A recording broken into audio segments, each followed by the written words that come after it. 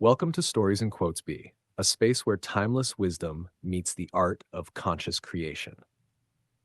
Here we explore the teachings of great minds like Neville Goddard, Helen Hadel, and other pioneers of the inner world, bringing their insights into a form you can live and breathe today.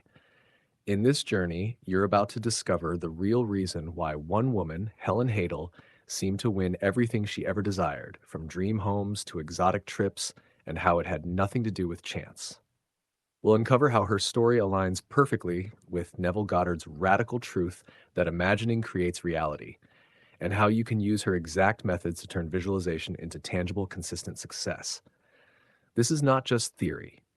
These are the same techniques that reshaped lives, opened impossible doors, and defied every so-called law of probability. If you've ever doubted your ability to manifest, prepare to have those doubts dissolved. If you're new here, subscribe now and tap the bell, because every week we bring you deep cinematic explorations into the power of the mind, the science of manifestation, and the spiritual laws that shape your reality. And if you want to go further to access exclusive materials, behind-the-scenes insights, and early access to every video we create, consider becoming a member of this channel.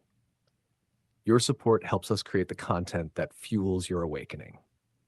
When you're done watching, share this with someone you love, because what you're about to learn is too powerful to keep to yourself. Now, let's step into the remarkable mind of Helen Hadel and the visualization keys she mastered under the very principles Neville Goddard taught. Prepare to have your understanding of manifestation completely revolutionized.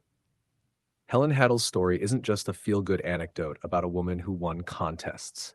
It is a blueprint, a direct repeatable pattern for bending probability to your will without strain, without luck, without anything more than the disciplined, joyful use of your imagination.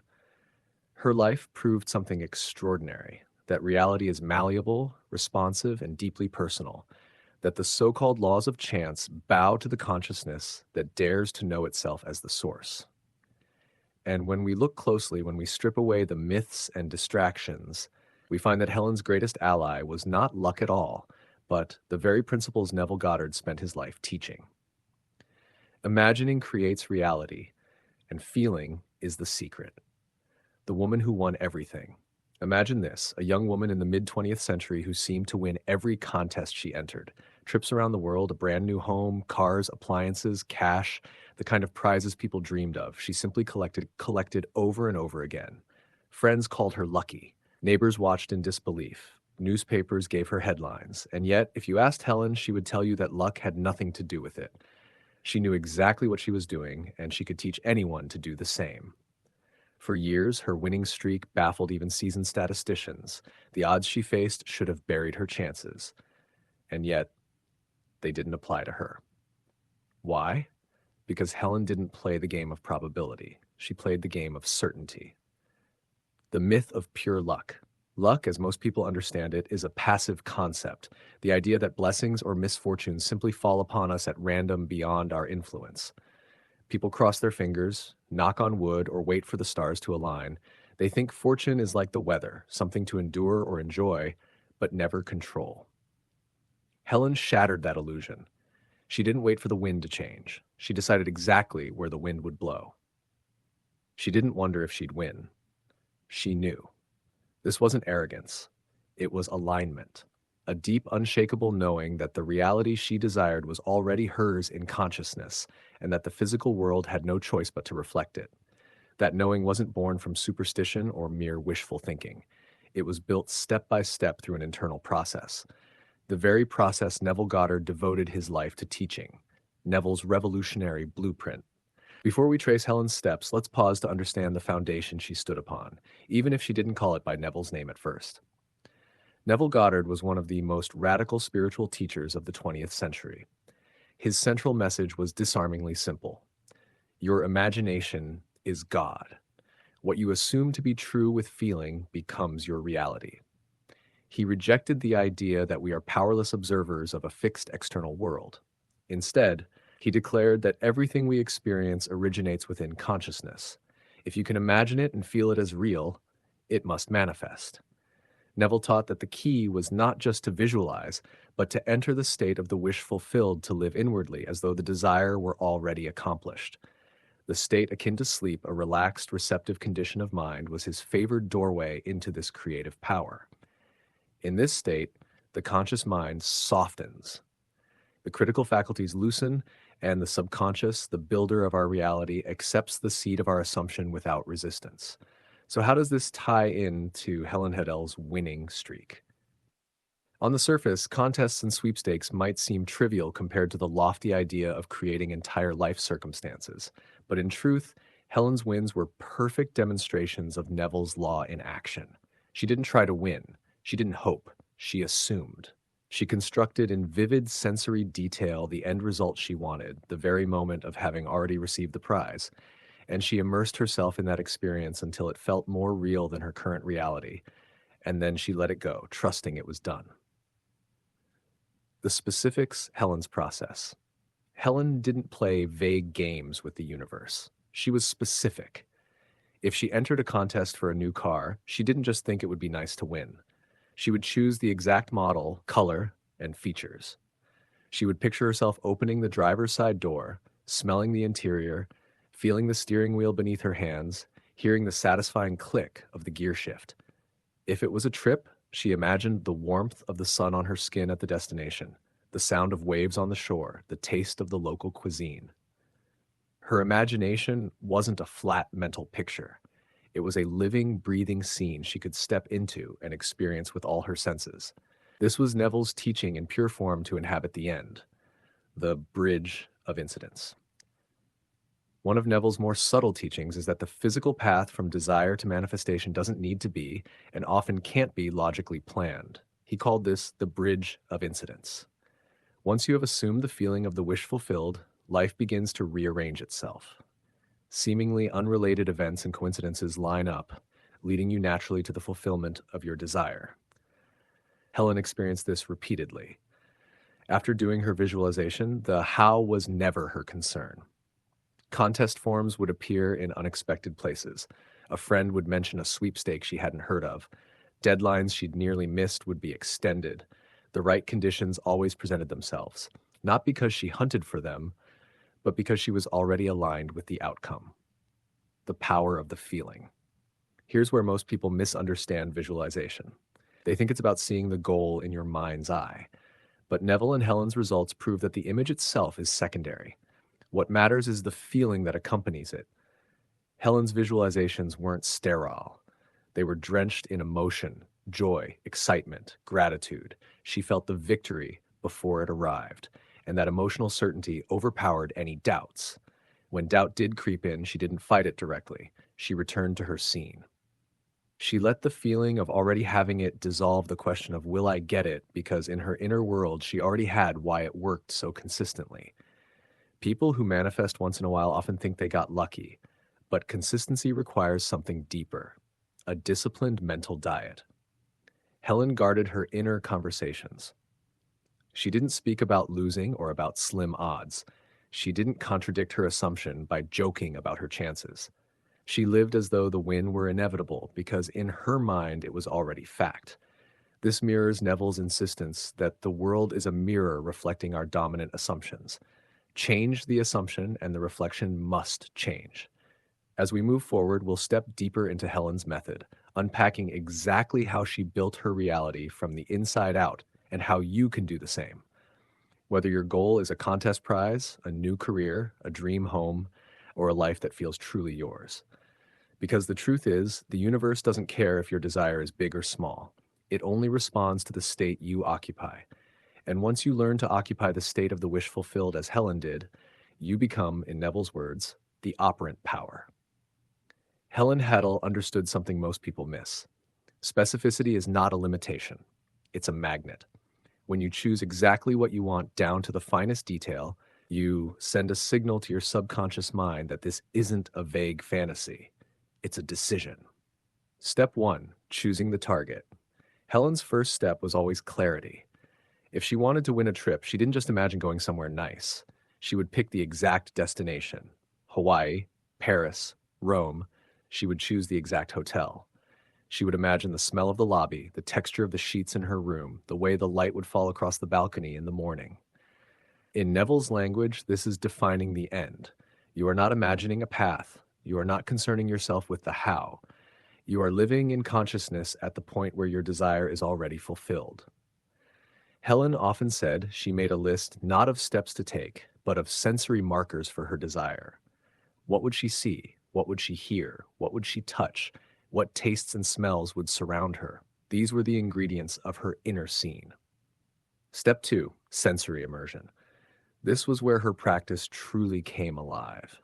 Most people visualize as if they're looking at a movie screen, distant, detached, watching themselves from the outside.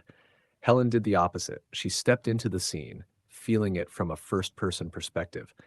If it was a contest win for a kitchen appliance, she wasn't looking at herself using it.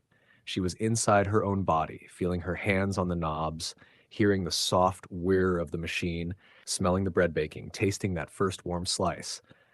Neville called this naturalness, the ability to make your imagined experience so vivid, so saturated with sensory data, that it becomes indistinguishable from memory. The subconscious doesn't know the difference between a fully felt mental experience and a physical one. Step 3, the emotional charge. Helen knew the image alone wasn't enough. The human mind can hold 1,000 pictures without any of them changing reality. What flips the switch is feeling. Her inner scenes weren't just technically vivid, they were emotionally alive. She allowed herself to feel the excitement, the joy, the gratitude, as if the thing had already happened. She'd let herself smile. She'd feel her heart race. Sometimes she'd even laugh out loud while sitting in a quiet room because the inner scene was so real to her. Neville often repeated, "It is not what you want that you attract. You attract what you believe you already have." Helen embodied this perfectly. Her visualization wasn't a rehearsal for the future. It was a celebration of the present moment in consciousness. Step 4, the release. After she finished her visualization, Helen didn't cling to it. She didn't go around all day thinking, "I hope it works." She trusted it was done. This is where most people sabotage themselves by reintroducing doubt, checking the progress, or constantly wondering if their desire is on the way. Helen lived her life as if the matter were settled. She didn't keep planting the seed and digging it up to see if it had sprouted. Neville called this letting it be, allowing the subconscious to work out the bridge of incidents without interference from the conscious mind. Step 5, recognizing the bridge. Helen's faith was so complete that she saw even the smallest coincidences as part of the unfolding. If a contest deadline changed, she saw it as a sign the universe was rearranging itself for her. If a friend handed her an entry form she hadn't heard about, she took it as confirmation. She didn't look at events and think, "Is this it?" She thought, "This is part of it." This mindset made her unstoppable. She was not chasing proof. She was gathering evidence of what she already knew to be true. The contest that defined her process. One of Helen's favorite stories was about a dream home contest. The prize, a fully furnished, custom-built house. She didn't just think about the house. She walked through it in her mind. She felt the coolness of the tile under her feet. She heard the creak of the front door as she stepped inside. She saw the sunlight streaming across the living room floor in the late afternoon. She lived in that house mentally long before the contest ever ended. And when the winner was announced, it was her name. Neville would have smiled knowingly at this, for in his words, "The world is yourself pushed out." Helen had occupied the state of being the homeowner so completely that the physical house had no choice but to meet her in the world of form. Why sensory and emotional detail matters. Helen often compared her method to tuning a radio. If you turn the dial only halfway, you get static. If your image is vague, your emotion weak, the signal is unclear. But if you tune it with precision, the right station, the right frequency, you get perfect reception. Neville described this in terms of faith. Faith is not blind. Faith is experienced. When you can smell the bread in the oven of your dream kitchen, or feel the fabric of the dress you've won, or hear the applause of the audience in your success, you are living the experience before it arrives. And because the subconscious cannot distinguish between vividly imagined reality and physical reality, it begins to move heaven and earth to make your outer world match your inner state, guarding the inner state. But Helen also knew that even the most vivid scene could be undone by careless thinking. She practiced what Neville called mental diet, the disciplined refusal to indulge in thoughts that contradict your desire. If she caught herself wondering, "What if I lose?" she would stop, return to her scene, and feel the satisfaction of already having won. She didn't argue with negative thoughts. She replaced them. She knew that every mental conversation she had with herself was planting seeds, and she made sure those seeds matched the harvest she wanted, living from the end. The most profound part of Helen's practice was how she lived between visualizations. She didn't spend all day obsessing over her desire. She simply moved through her day as if it were already hers. Neville often said, "Live in the end, and you will bring about the end."